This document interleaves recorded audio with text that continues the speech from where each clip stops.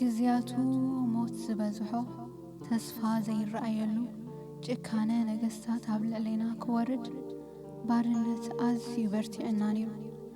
ብዙሓት ተሲኦም ደቂ መዛሙርት ኣብ ዝገበሩሉ ብኡ መጠን ገሊኦም ክጠፍኡ ገሊኦም ከዓ ክቕተሉ ኣዝዩ ክብድ ዝበለ ጊዜ ነይሩ።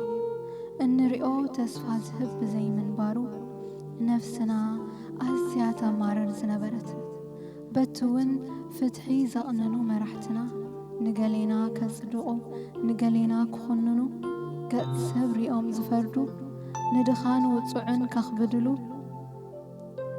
ብጊድኦም ንሶሙ ናይ ገደፉና እቲ ኣብ ነፍሲ ወከፍ ሰብ ገጽ እትሪኦ ምረትን ተስፋ መቑራፅን ሎሚስ ኣምላኽ ረሲዕና እዩ ዘብለካ ብድፍረት እቲ ምንታይሲ ኣብ ናይ ጸልማት ዘመን ምንባርና ነፍሲ ወከፍ ሰብ ዝስሕቶ ኣይመስለንን።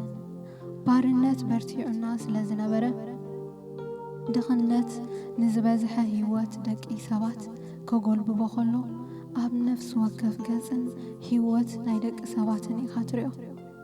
ጲላጦስ እውን ጭካንኡ ከርኢ ደሞም ምስ መስዋዕቶም ዝጸንበሮም ገሊላውያን ብዙሓት እዮም ነይሮም። ከምዚ ኢሉ ከሎ ግና እስራኤል ተስፋ ዝረኸበት ትመስል። ምኽንያቱ እቲ ኣብ ነፍሲ ወከፍ ዓዲ ዝዕለል ዝነበረ ዕላል ብዛዕባ ሓደ ሰብኣይ መሊኡ ነበረ። እቲ ኣነ ዝቕመጠሉ ዓዲ እውን ብሓደ ውዑይን ጥዑምን ወረብ ናይዚ ሰብኣይ እዚ መሊኡ ነበረ። ብዙሓት ኣህዛብ እዮም ዝኸብዎ ነይሮም። ገሊኦም ንዕኡ ክሪኡ ኣብ በሪኽ ቦታ ክስቀሉ ይዳፋፍኡ ነበሩ። ነቲ እናዞረ ጽቡቕ ዝገብር ዝነበረ ሰብኣይ ክሪኡ ተኣኻኺቦም ክሳዕ ዝጻደፉ እዮም ዝማጣጠሩ ነይሮም። እዚ ወረዚ እውን ንኹሉ እቲ ኸተማታት መለኦ። ኣነ ግና ምስቲ ዝነበረኒ ጸገም ክዳፋእ ይትረፍ ብዙሕ እኳ ክጓዓዝ ኣይክእልኒ ነይረ።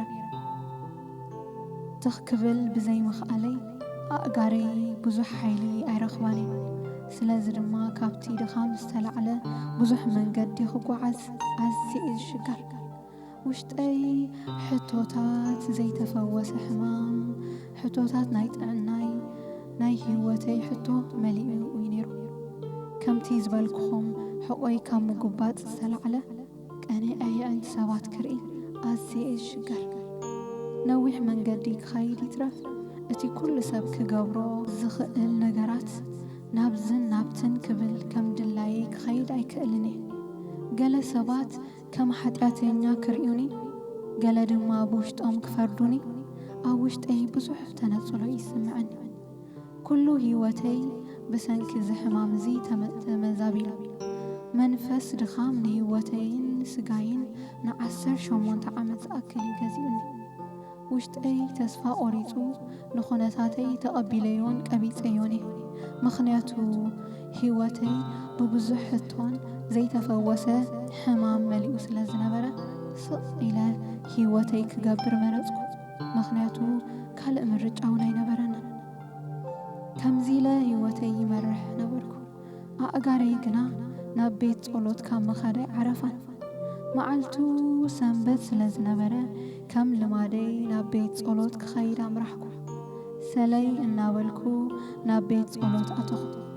እቲ ዝምህር ዝነበረ ሰብኣይ ብስልጣን ይምህር ብምንባሩ ድንን እናበልኩ ዘገም ኢለ ናብ ሰበይ ሕውስ ክብል ዝብል ሓሳብ ነይሩኒ። እቲ ዝምህር ዝነበረ ሰብኣይ ግና ርኡኒ ስቕ ኢሉ ክሓልፍ ኣይፈተወን። ኣቲ ሰበይቲ ኢሉ ድምፁ ብሓይሊ ከውፅእ ኣብ ልበይ ዝኾነ ነገር ተሰምዐኒ። ርእሰይ ኣቕኒዐ ክጥምተው ስለ ዘይከኣልኩ ብውሽጠይ ኣይሄዳዊ ሰብኣይ እሞ ኸዓ ኣብ ቤት ጸሎት እንኽብል መምህር ቀጺሉ ካብ ሕማምኪ ተፈቲሕካ ኣሎ ክበለኒ። ሕልሚ ድዩ ጋዲ ምርዳእ ኣቢኒ ጋን ክኸውን ስምዒታተይ ተፈራረቕኒ። ዝነቐጸ ሬሳ ተስፋ ዝተቐብጾ ኦሮማይ ኢለ ዝደርበኽዎ ነገረይ ኣብ ውሽጠይ ብቕጽበት ህይወት ክዝርኦ ከሎ ተሰምዐኒ። ንብዙሕ ዓመታት ኣሲሩ ዘሳቀየኒ ዝነበረ ሕማም በቃ ሎሚ መዓልቲ እቲ ልዑል ኣምላኽ ክበጽሐኒ ፈትዩ ኢለ ስምዒታተይ ክቋጻጸሮ ኣይከኣልኩን።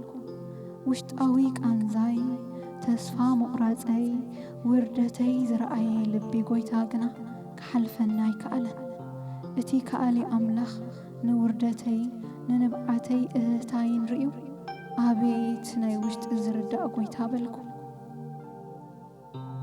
እቲ ኩሉ ዝኽእል ዘኪሩኒ እናበልኩ መምህር መሊሱ ኢዱ ኣንበረለይ። ብቕጽበት ሓይለይን ተስፋይን ውሽጠይ መሊኡ ገጥ ክብል ኩለንትናይ ተሓዲሱ ብኡ ንብኡ ቀኒዐ ንመጀመርታ ጊዜ ንመምህር ጠመትኩ። ስርዓት ሰብ ዘይሕዞ ድንብርጽ ዘይብሎ ፍቕሪ ዝመልኦ ይዕንቱ ድንጋጽ ዝውሕዝ ልቡ ኩሉ ክገብር ክእለት ዘለዎ መምህር ግና ብመዓልቲ ሰንበት ካብ ኩሉ ናይ ህይወተይ ሕቶን ሕማምን ፈትሐኒ። ኣብ ውሽጠይ ጽቡቕ ነገር ጥራይ ዝገንፍል ነይሩ። ኣብ ክንድቲ ሰናይ ዝገበረለይ ኩሉስ እንታይ ውሬታ ክመልሰሉ እየ? መዝሙር 116:12 እናበልኩ ኣብ ውሽጠይ ዘመርክዋ። ኣምላኽ ሃና፣ ኣምላኽ አብርሃም፣ ኣምላኽ ኢሳቅ በፂሑኒ በታ ሕያወይቲ ኢዱ ዳህሲሱኒ እናበልኩ ነፍሰይ ንኣምላኽ መስጊና ኣይጸገበትን።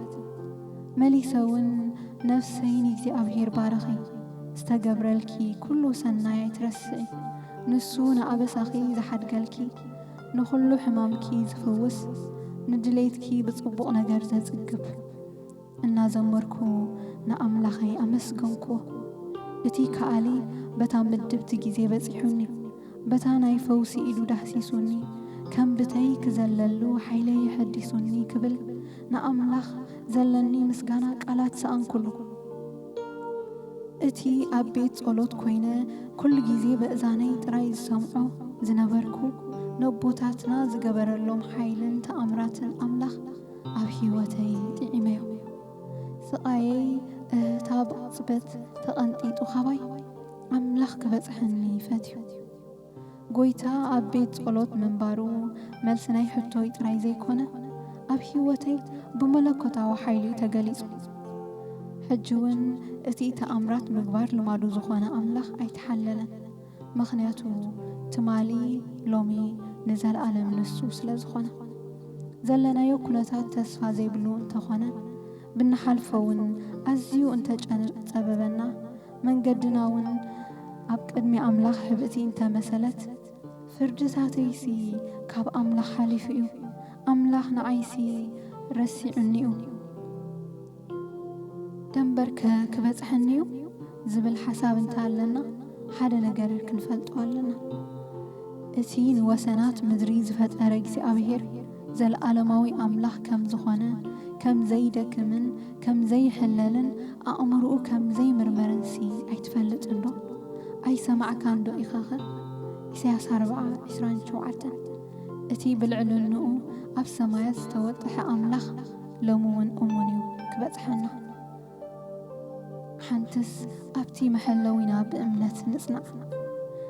ነገራት የሕወተይ ከምዝን ከምትን እንተኾነ ብንሓልፈውን እንተኸበደና ብዙሕ ሕቶታት ኣብ ውሽጥና እንተመልአ ስፍራና ኣይንሕደግ። ከምቲ እዛ ጓል አብርሃም ምስ ኩሉ ሕማማ ዓመታት ኣብ ቤቱ ዝጸንዐት እሞ ጎይታ ኸኣ ብግዚኡ ዝበጽሓ ንሕና እውን ብዘይ ተጸበናዮ መዓልቲ ንሱ ንኹሉ ጸሎትና ክምልሶ እሞ ጎደለና ከይረኣና ኩሉ ጊዜ ኣብ ቅድሚኡ እሙናት ንኹን። ስለዚ መንፈስ ገዛኢ ኣብ ልዕሊኻ እንተተላዕለ ትዕግስቲ ንብዙሕ ኣበሳ ትህድኣ እሞ ስፍራኻ ኣይትሕደግ። መክብብ 10:4 ሰላም ኣምላኽን ጸጋ ጎይታ ኢየሱስ ክርስቶስ ምሳኹም ይኹን።